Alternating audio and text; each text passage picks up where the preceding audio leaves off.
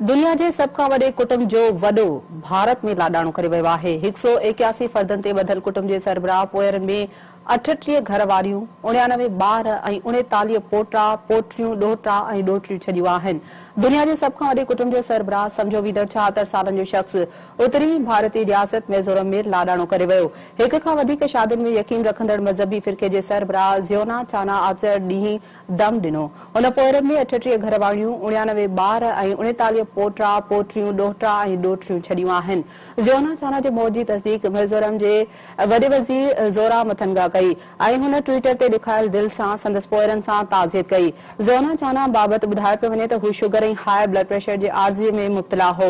Doctor मूजिब ज़ियोना चाना जी तबियत संदसि ॻोठ में ख़राब थी त खेसि अस्पताल आंदो वियो, जिते खेसि मुर्दा करार ॾिनो वियो।